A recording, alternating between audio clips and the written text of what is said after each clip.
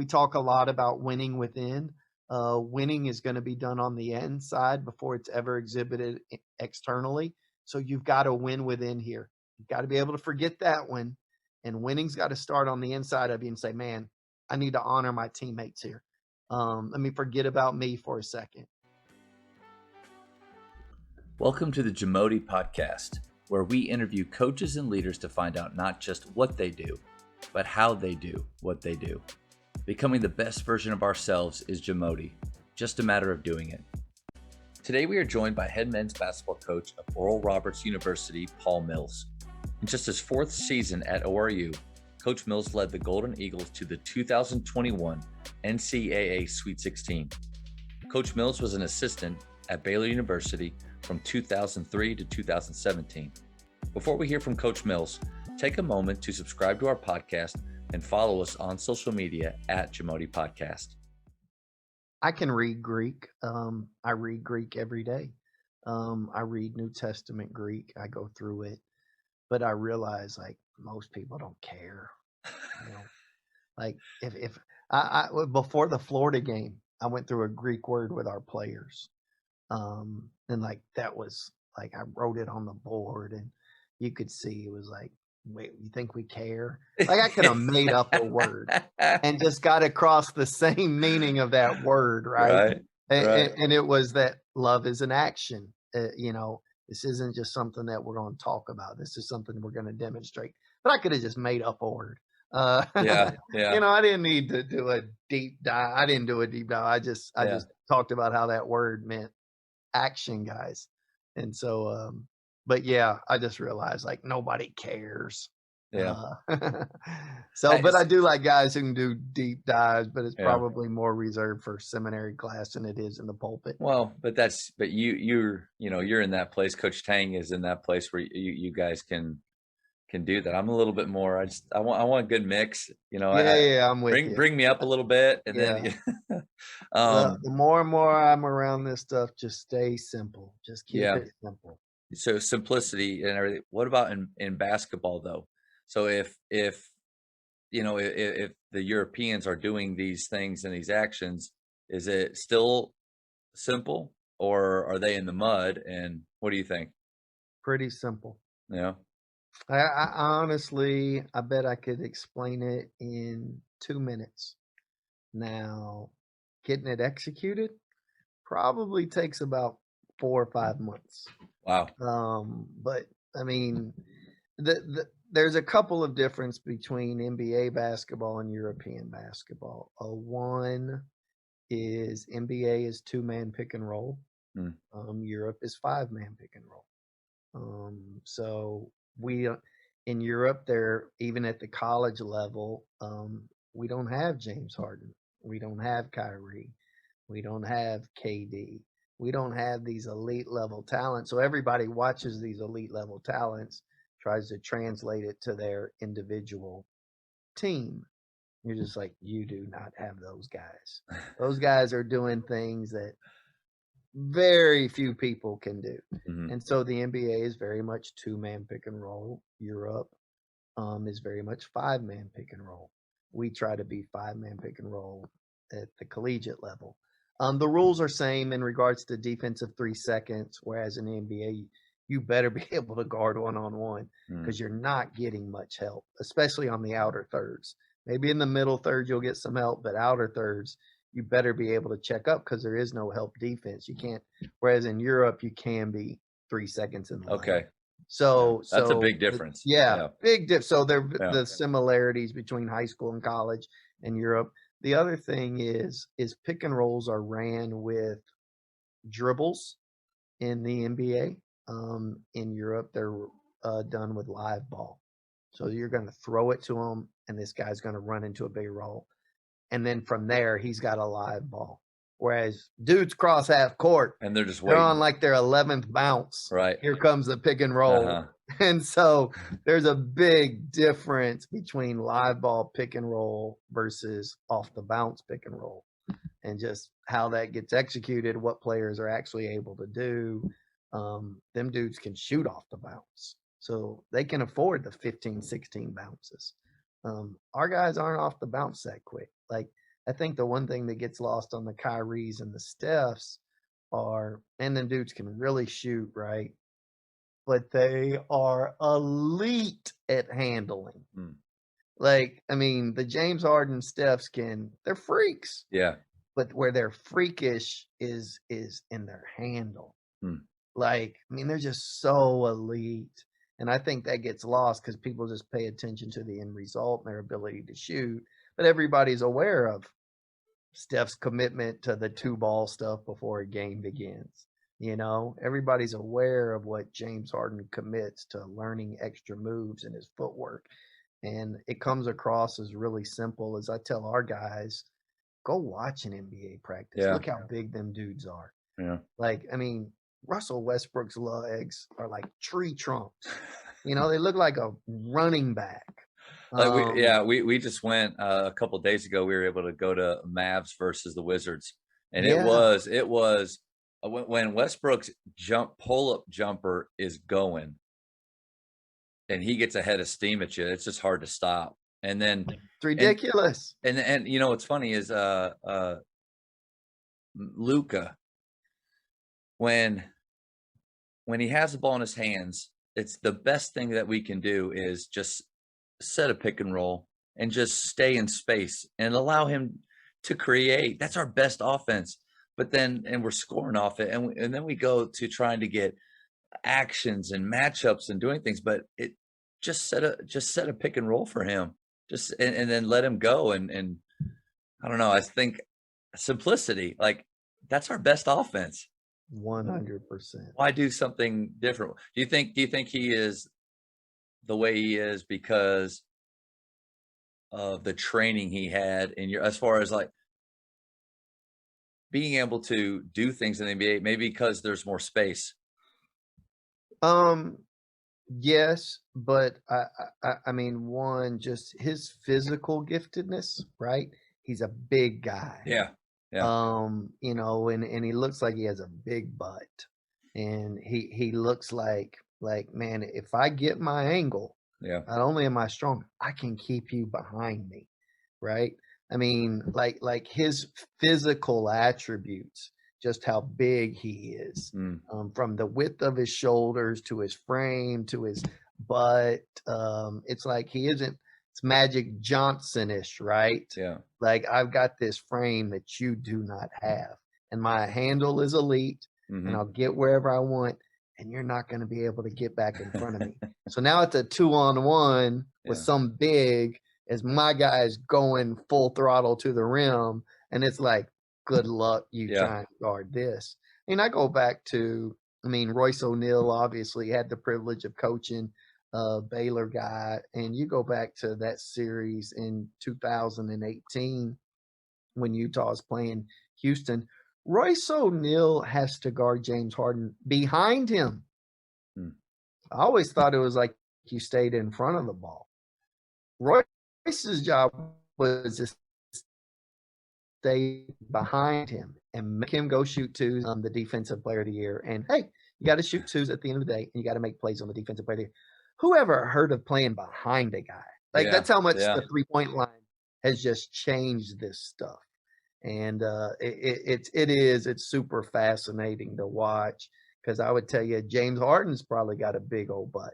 And you know, so many of these guys with their hostage dribble and you playing behind. I mean, Trae Young's exploited it to, even as a little guy, to where he'll now elevate into a shot and dudes will run behind him.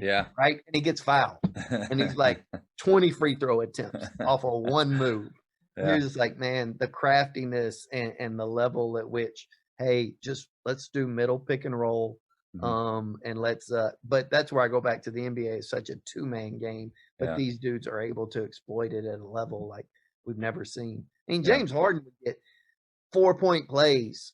He'd get shoot threes and get fouled. And if you ever looked at the numbers, I think he had 89 of those, and Steph Curry was like in the 40s. And I'm just like, man, them two have exploited the metrics at a level that's mind-boggling. But they're good enough too. What's your favorite shooting game? We do a game called Red Light, Green Light. stole it from the Oregon women's coach. You got to make 25 in order to have a green light. If you're under 20, you're a red light guy. And so we kind of incorporated it into our practices. So 5 spots, 5 minutes, 2 basketballs. So you have a rebounder and a passer. So there's 3 of you out there. And you got to make 2 in a row, right? Then you go to the next spot. Can you make 25 in 5 minutes? So if you're doing it, you're making 5 a minute, right? Okay. Once you make 2 in a row from the corner to the wing, top of the key, so forth. Both corners, both wings, top of the key. Some of our players, so the Max Asmus player, so this is all off the catch, right? So the Max Asmus player who led the country in scoring this past year, he gets 40. So guess what? You get a green light, bro. That's fair. You are well above the 25 number. Right. And so what happened 2 years ago was I would have multiple guys have 25 and hey, you got to do it like twice in a 3-day period. So we'll acknowledge a bad day, maybe 22 when we come back to it. We usually do it at the very end of practice.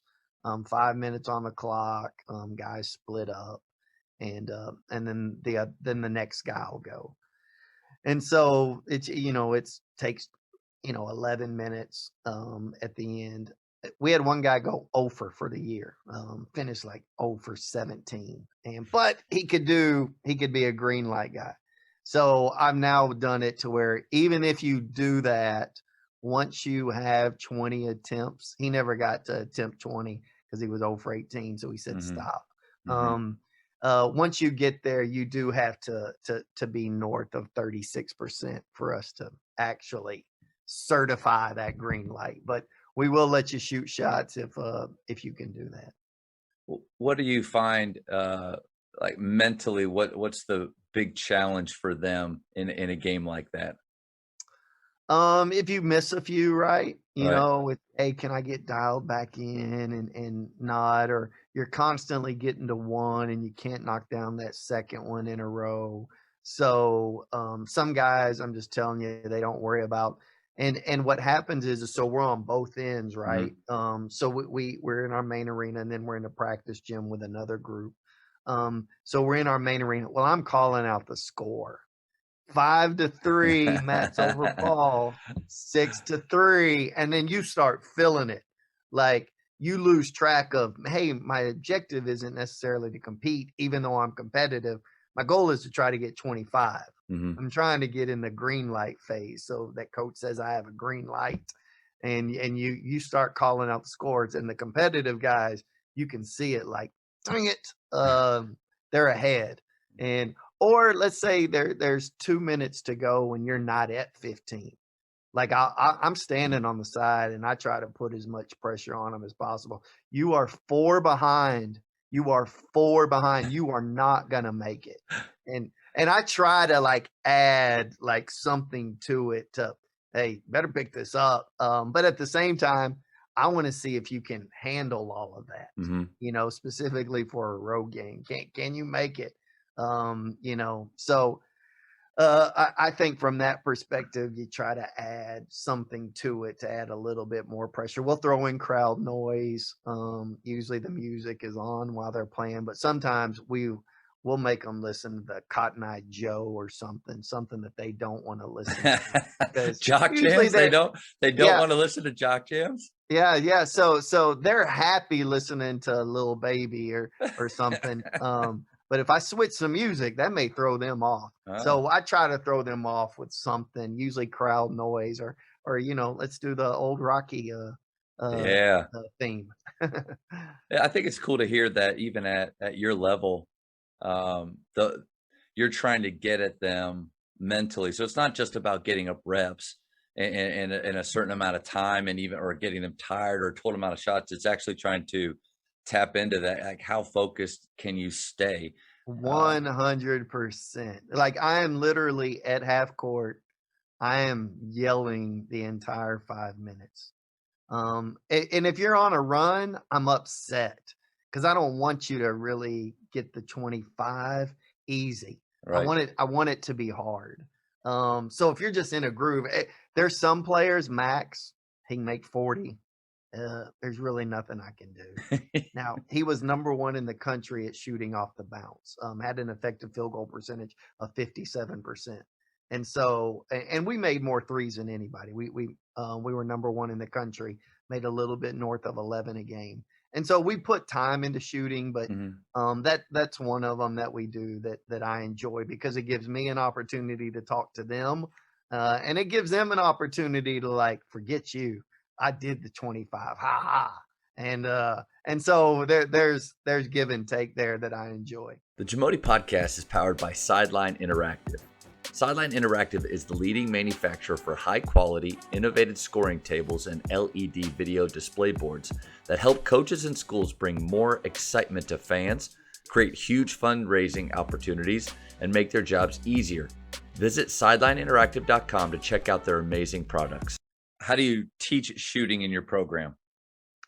You got to take certain kind of shots. There are shots that if you take them, I'll lose it. I threw the guys out of practice one time this year, and it was over some guys taking shots that we know we're not supposed to take. So for us, there's 14 shots in that we talk through, and when I say talk through, they're charted after every game. I can tell you the most efficient ones. So let's just deal with the 5 types of threes that we talk through. So you can take a ball screen three, and then we'll add 2 passes. So I come off a ball screen, throw it. All of that is within a ball screen three. So that's a ball screen plus. So ball screen threes are really efficient for us. I come off of it, I throw back to the pop guy. Somebody rotates, I one more. That's within the 2. So we're perfectly fine with ball screen threes. We're fine with transition threes, first 6 seconds. Probably not going to get more open. Take as many transition threes. Offensive rebound threes. Get it, kick it out. We count that as a +2. So if it gets kicked out and then pushed around the perimeter 1-2 more times, that's an offensive rebound three. Those are paint threes. Go get a piece of the paint, I throw out. If you take any of those 4, I won't say a word. Now, I can show you how those are really efficient shots because we track them. We track every single one of those and what they mean. And those we're well over 1.2 points per possession on all 4 of those shots. If you take a non-paint three, catch it, jab, shot fake, 3. All right, we've got issues. We've got a problem. So a non-rhythm three. Non-rhythm three. You just like you're over here trying to be ISO Joe. As I told him, ISO Joe got his nickname for a reason. All right, he was really, really good. And so ISO Joe doesn't play well, and I show him the numbers. I was like, I'll give you an example. Max took 6 of them this year, the entire year. Now he made almost 100 threes through the course of the year. So he's one of the best in the country. He took 6 of them. So I tell guys, you can do red light, green light all day long, but how come it doesn't translate in a game? Because you're not taking those kind of shots that we're working on. You're doing jab, shot fake 3, shot fake 3. And yeah, I'm just like, how often do you do that, bro? Like because I'm with you for 3 hours a day. I don't see it. So when are you working on this? Because I go see the numbers. Max was 1 for 6. One of the best 3-point shooters in the country. He was 1 for 6 on non-paint threes. So we don't know. So if you take, so those are the 5 threes, right? 4 of them. All right. Love it. You take that 1 though, we got issues. And so from that perspective, they kind of take any of those. I'm trying to feed you as much confidence as possible. But again, we'll back it up with the numbers and the film quite a bit. And I've been doing this long enough to have quite a bit of data. It kind of, that kind of leads right into building confidence, especially shooting confidence. It seems like since they know the 4 that they should be taking, and the fact that they miss them, it's not a negative response from you and your staff. That confidence and trust in ability to just take the next one, short memory. I mean, that has to grow with the way you're talking to them. So Steve Smith, the famous Michigan State alum who played in the NBA, was doing our Florida game, and one of our players came down, Kareem Thompson from the left wing, pulls up from three, is like, "Oh, that was quick." And Steve Smith says, "Man, and Steve Smith's a heck of a shooter, right, in the NBA." He says, "I sure would like to play for Coach Mills. That's threes for days." And I'm sitting over there. I mean, obviously, I don't know what he's saying during the game, but after you go back and review it, I'm like, man, I'm perfectly okay with that shot. Like, I'm 100% okay with that shot. I don't care. Because one, I know we practice it. Two, I've seen the numbers. And three, over the course of time, those possessions are going to add up to where we're going to be a +1 on the points per Mhm. possession. So I think from a coach's standpoint, you're just trying to optimize your possessions and get the most out of them. And so if you take certain kind of threes, we're perfectly okay with it. And they know it. They don't need to look over at me. And are there times where you do have to take a non-paint three? Or I would prefer you to take a non-paint three rather than a non-paint two. Mm. But Yes, sir. non-paint threes and not are there times 100%.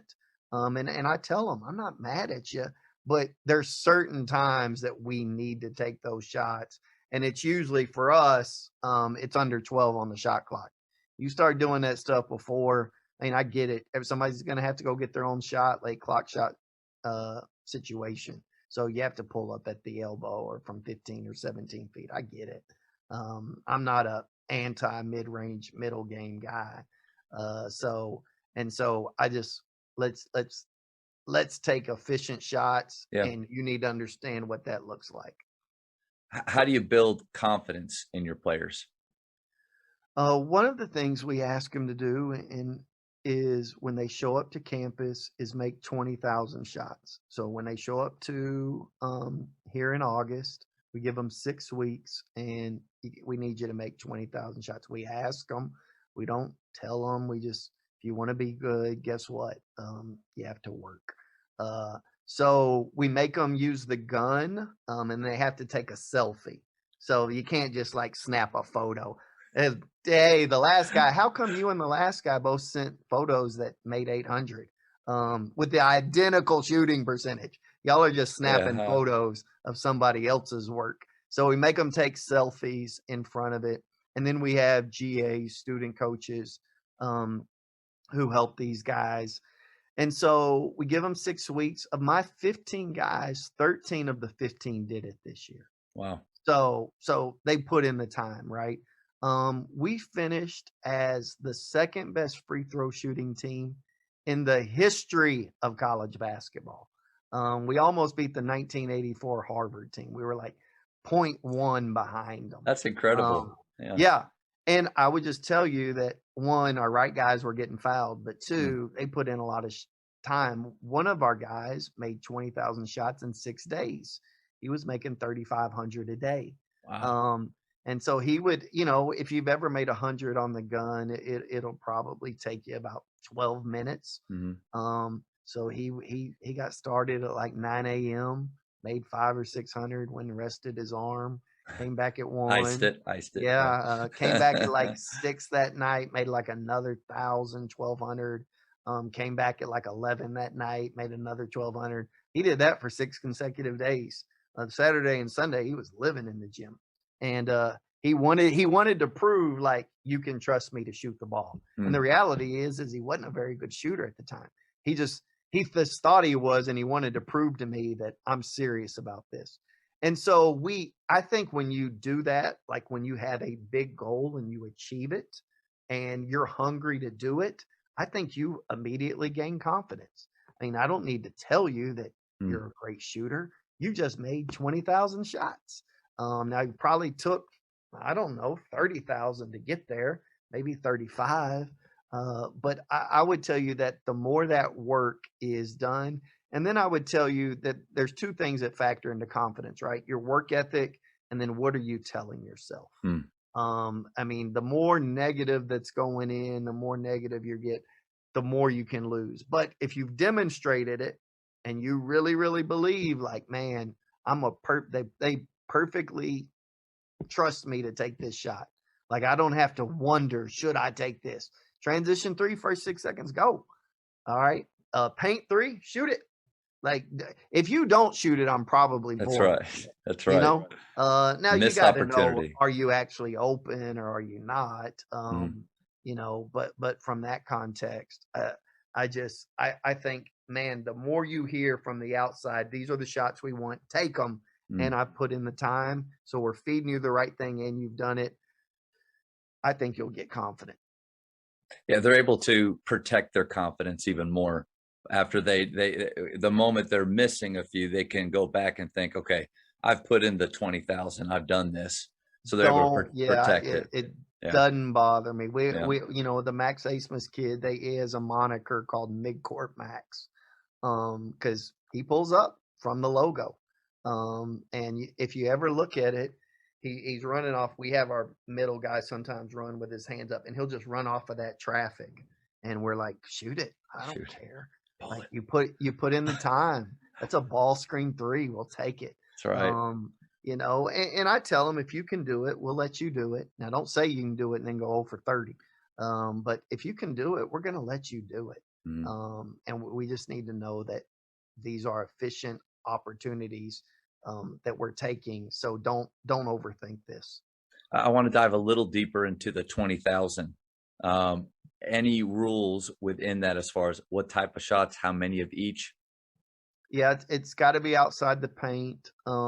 It's different for every player. Okay. Or post players are. You need to make. Sometimes a post player may be like, you need to make 4,000 jump hooks with your right hand, 2,000 with your left hand. We're not trying to get same. And then you need to make 8,000 free throws. And you need to make. Can you make bank shots? Can you make 2,000 on each side? So it's constructed. We give it Okay. to them. It's up to them whether or not they want to do it. Usually they get out of some kind of conditioning.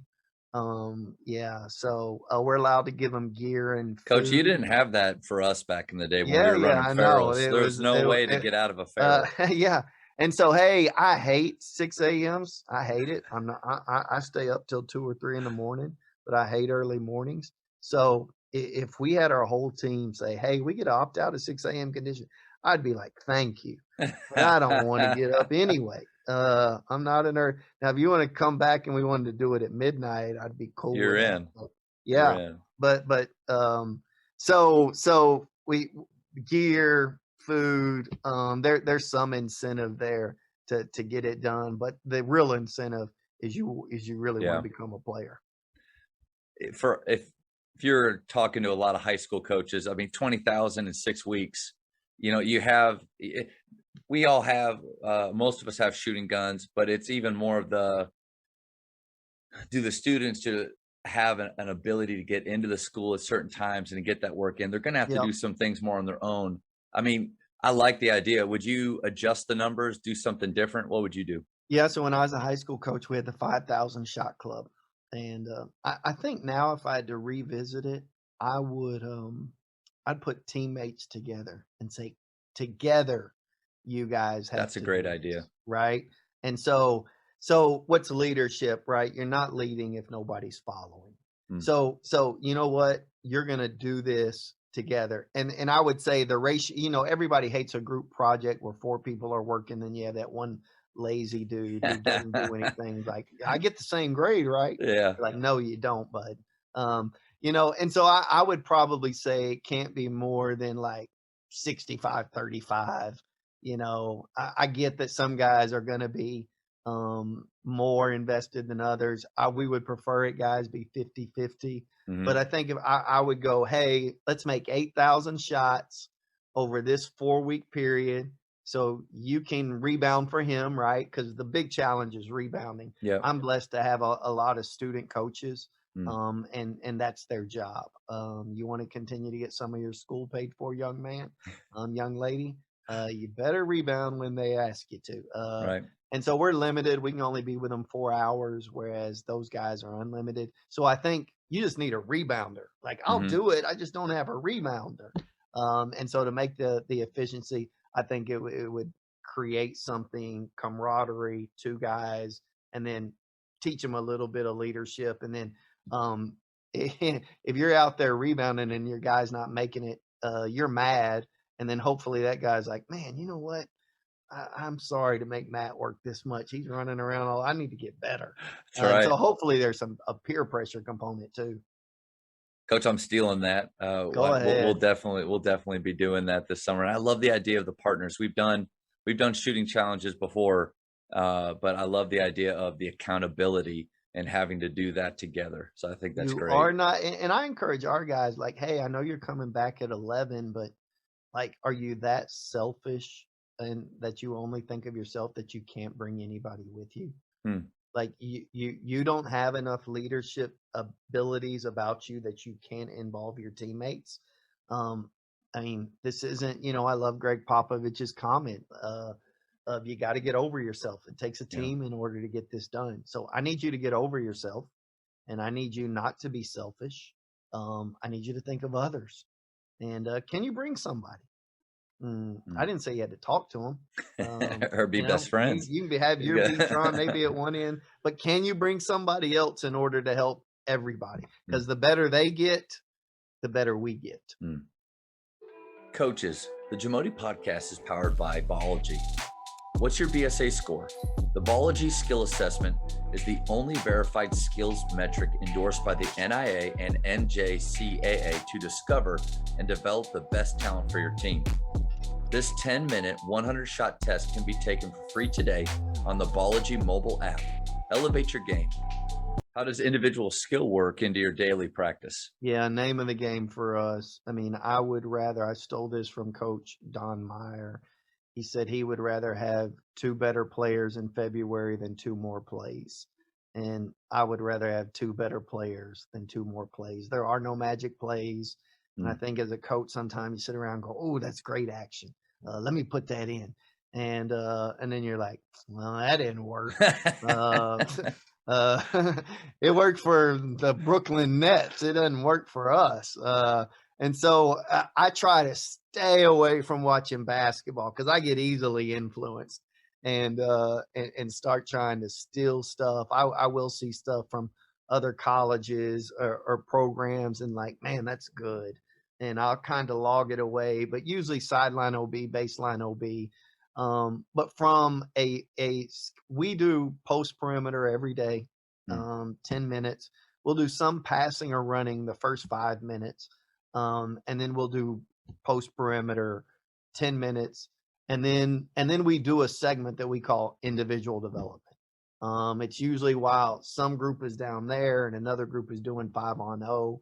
That's probably 10 minutes. So I would tell you, if you said, man, you came to our practice, you're like, man, the first 40 minutes, 30 of it was just these dudes getting up shots and hooping. Mm. And 100%, because I would rather have two better players than two more plays. And then we're going to end practice with some level of shooting and do that. We play a lot of one-on-one.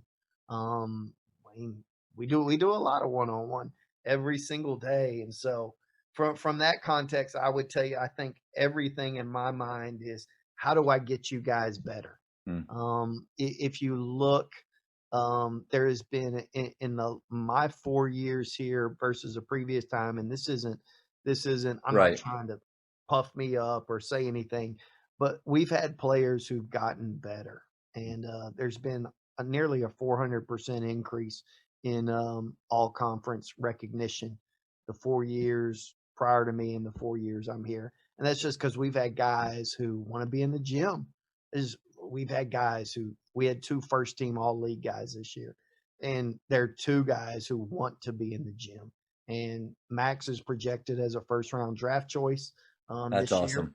And we got another guy who's on the NBA radar. And I would just tell you, if you ever came, they'd be the first ones there. Hmm. They usually leave pretty quick, but what you don't see is we practice 4 to 7. What you don't see is them coming back in at 11 o'clock that night. Right, those unseen hours. Yeah. I gotta imagine that it's more fun for your players to come to practice because they know the individual attention that they're going to be getting, like in season. I think so many coaches are, and I've been guilty of it before. Once in season begins, it's almost like it's all team, and the individual ceases to exist. But if you continue to work on the individual throughout, the team actually gets better, right? What The what? Yeah, better they get, the better we get. nah, So, the better the leader gets, the better the group gets. So I need the leaders on the team to get better. I need you to commit to time to get better. We need to help you get better. And that's obviously done. I mean, if you were to factor in film and you've called that a part of individual development, I mean, you're looking at an hour a day. If you were to add all these things up, probably 40 minutes on the floor and another 20 in the film room. We watch 20 minutes of film every single day. so like Um, 40% of your daily man, practice time. I would go so far as to say half. Half? Yeah. Yeah. How do you handle defeat the next day of practice? Yeah, not good. Not good. I'll acknowledge that. Now, I hate losing more than I like winning. Winning you expect to do, right? Mm, You prepared to do it. That was the expectation. Losing you did not expect. That was not the goal. That was not the plan. Now, how did we lose? That's a big part of it. If we lost because of effort or not being a team, that next day is going to be pretty ugly. It's I'm mad. I'm upset. I'm mad that you guys couldn't honor one another. We mm, honor one another through our efforts by giving our best. So if I find out you couldn't give your best or wouldn't give your best, it's usually just an edit of clips that show, and then sometimes we'll go straight to the edit and then straight to the floor, and there's no playing around. Like, we ain't messing around here, guys. Sometimes it can be like, guys, that is okay. You know what? Your effort was tremendous. I thought you fought for each other. I thought you cared about each other. And this is the possession or two we need to clean up. So I think it's more, how did we lose, right? I'm okay. Like, we lost a 72-70 game in the Sweet 16 this year. I have no issues with that one, right? I have issues with me. I ended up getting a technical foul, and and you beat yourself up. I'd have preferred to lose by 30 rather than 2, because there's a lot of sleepless nights mm. involved. What could I have done better? Um, and so I always ask those guys, look in the mirror first. It is so. Do you know how hard it is to blame other people? Not that hard. Mm. Any idiot in the world can cast blame. Oh, but this, but that. That's not difficult to do. I don't think your IQ needs to be very high in order to do that. That's what everybody does in society. So just, you better stay away from that one. Okay, you better look in the mirror first, and I'll go in there. And usually, if it's an effort issue, I can't believe I tolerated that. Mm. And so they know pretty quickly, like, this is the standard. My big issue that I tell those guys is, don't quit. I don't care what you do. You mess things up, you better not quit. And I don't mean give 1 or 2 efforts and then quit on the third. Like, you better be continuous with your effort. Mm. So at no point are you ever to stop, because, as I share with them, if you're willing to quit on your teammates, how do I know that you won't be willing to quit on your marriage? Mm. How do I know that you won't be willing to quit on your kids one day? Like, this goes way beyond just this possession. Like, once you start allowing that, and I'm not going to honor other people by giving you my best, now we're opening up Pandora's box to where else aren't you going to honor other people? You're not going to show up on time to the classroom. You're not going to show up on time to meetings with your teammates. You're not going to honor them. And so quitting is like the end all be all for me. And once I know we've got past that, because it happens in drills, Mm. like, you better not stop until that ball is grabbed with 2 hands. You better not stop. And once that's done, okay. But you better know how to honor other people. So I don't handle losing well, but I'll handle it better depending on how we lost. And my deal is look in the mirror first. What could I have done better? Because it's so easy to point fingers, and I don't want to do that. I mean, I already knew this about you. I already knew that you care more about the individual, not just what they can do on the floor and what they can do for your team. How do your guys respond though when you come at them like speaking truth like that about either effort or about the fact that you even did well, but here are a few things. How do they handle that? Yeah, depends obviously who you are and what your maturity level is and all of those things. I will tell you that if you're scared to confront, you probably shouldn't be in coaching. Mm, This is not the profession. They think they're playing hard, but we have different definitions of what hard actually looks like. I had a player who was with us this past year, good player. He's a freshman, came from high school. He said, I had no idea. I thought I was ready. And that's not to attack anybody because I coached high school for 6 years. Just sometimes guys don't understand mhm, what's required of them. And so the youth are naive, Proverbs 7 tells us. It's not your fault. You're just young. You don't have the experience. You don't have the understanding. I'm naive. There's things I don't know that I got to rely on other people and ask about. And so from that perspective, we need to make sure that there is a standard, and you need to hold to it. Now, 1 John 3:18 says, "Love is not done with word or tongue; it's done in deeds and in truth." Okay, so anybody can say, "I love my teammates, I love the game, I love you, you're great," but anybody can do that. mm. So love isn't done with word or with tongue. Love is done in actions. Love is done in truth. They hear me say this constantly. Genuine love will not enable bad behavior.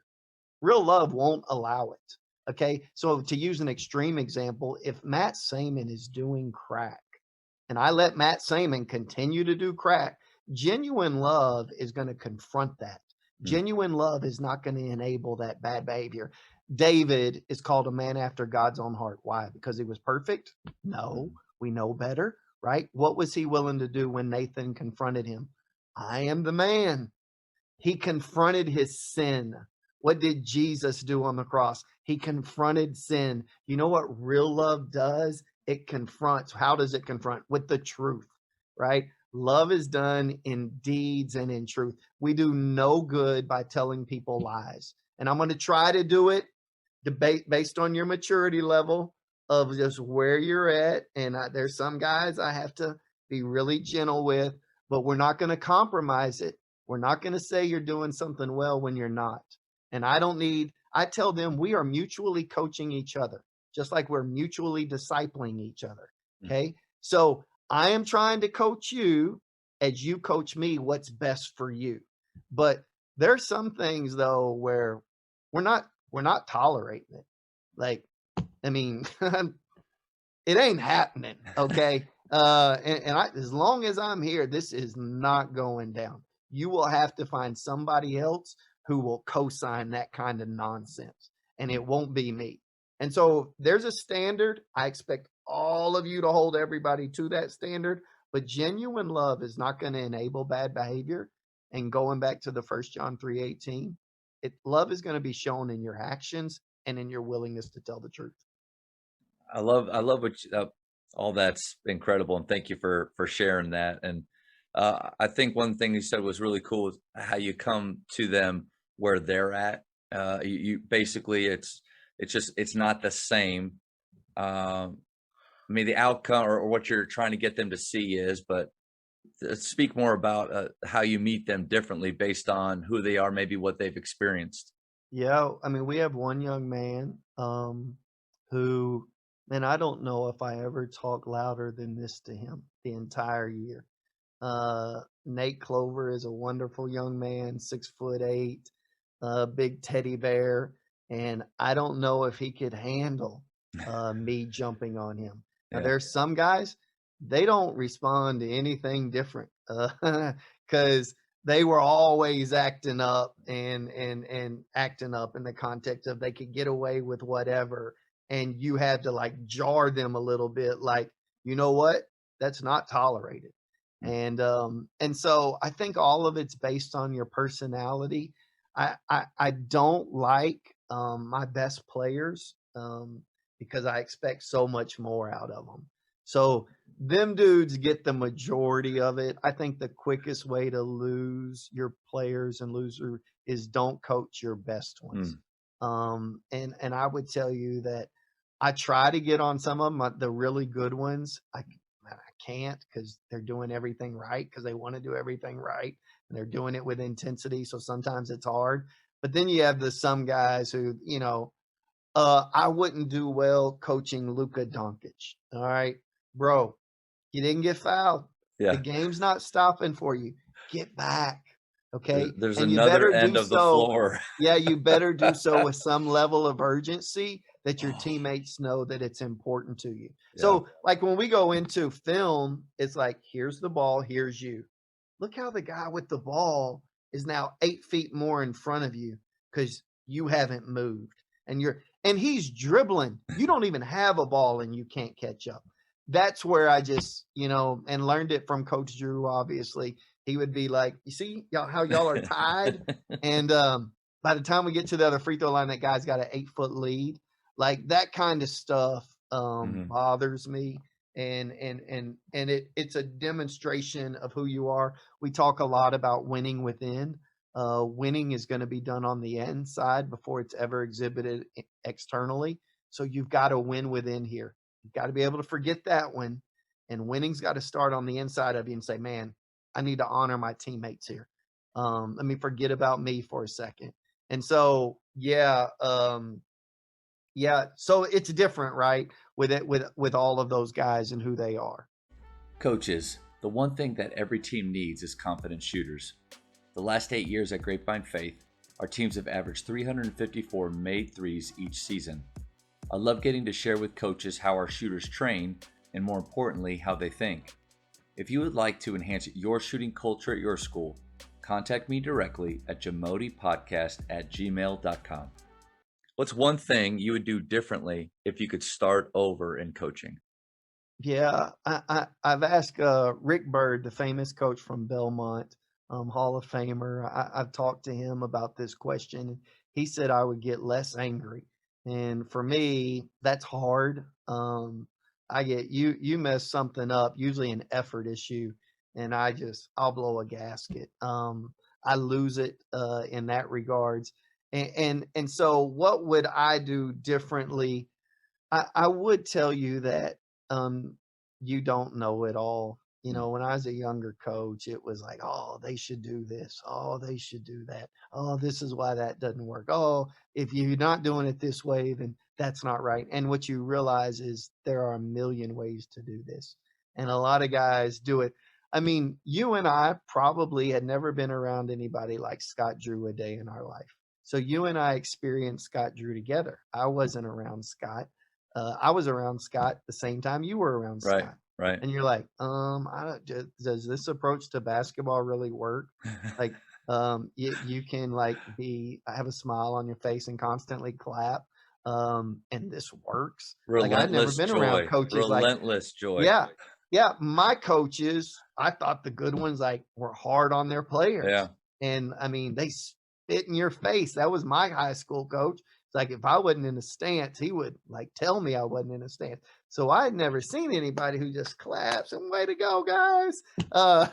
I'd never been around that. And so that was different. And what you realize is you don't know it all. There's a million different ways to do this. People are really gifted at what they do. And you kind of need to let people be themselves and be who they authentically are. You're molding them, yes. Having high standards, yes. But that can be done in a variety of ways. And so don't get into this mindset that if it's not done this way, however, from a tactical standpoint, a strategic standpoint, from a personality standpoint, I think all of those things, younger coaches get into that. And I wish I'd have told myself that younger because I think I could have done a much better job of handling situations had I known that there's a variety of different ways and I don't have a patent on it. I want to spin off from that, and because I struggle with that still, 14 years into it, not as long as some guys, but still thinking I know way more than I do, but and also trusting and listening to assistant coaches. So now where you're at, how do you kind of have that thought in your head as you're listening to and treating your assistant coaches? Yeah, I mean, one, I learned this from Coach Drew is many hands make light work. And so he would ask our opinions. And I mean, um, obviously being there for 14 years, there were a number of clashes. And Scott would, hey, tell me what you think about this. And I would be, you got to do it this way.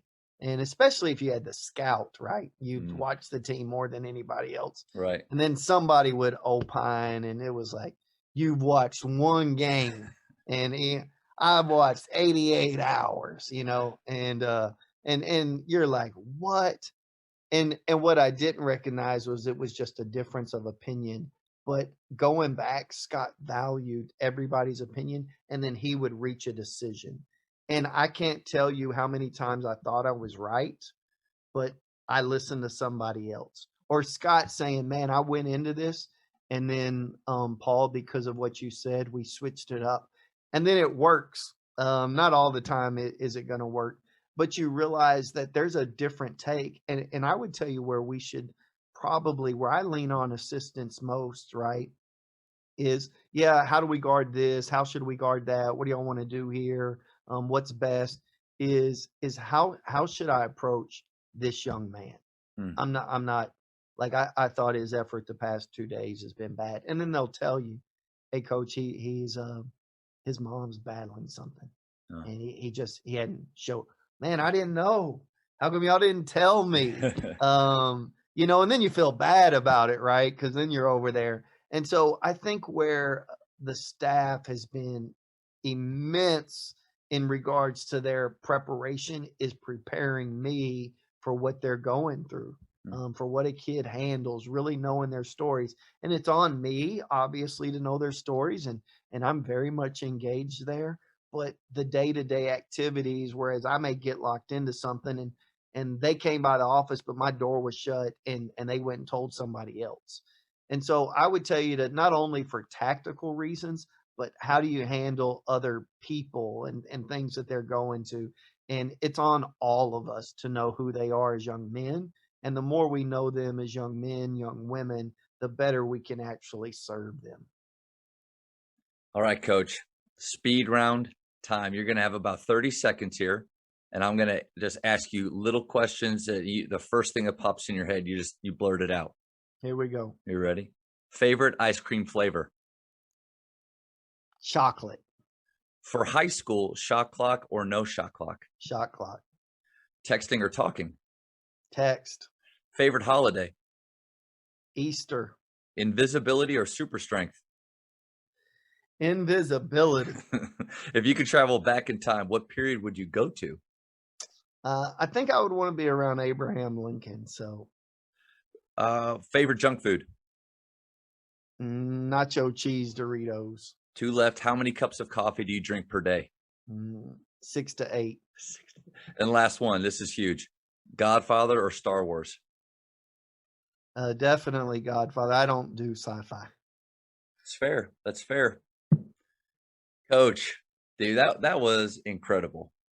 I Yeah. felt like I was just kind of put back in time, listening to you in a Bible study or listening to you coach again. And man, I really appreciate you. I mean, we spent a lot of time.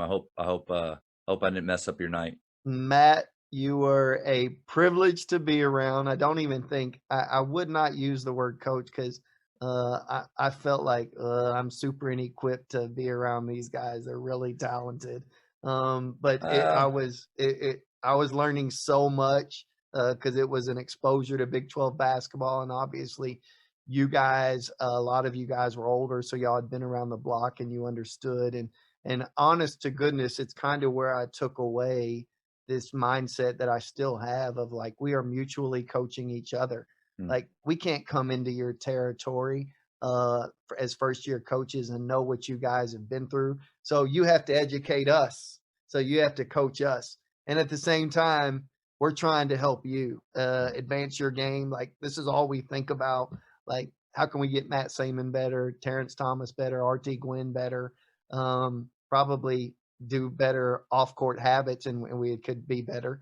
But from an eating standpoint, that's all I'm talking about here, if anybody hears it. But you realize, like, man, how do we propel you guys? How do we get you guys to be in a situation? So I honestly learned the mutually coaching concept from you guys, and you guys were champs at it. I wish we'd have been better at our jobs.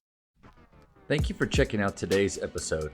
Please take a moment to subscribe to this podcast, share it with your fellow coaches, and find us on social media for what's coming up next on the Jamodi Podcast. It's just a matter of doing it.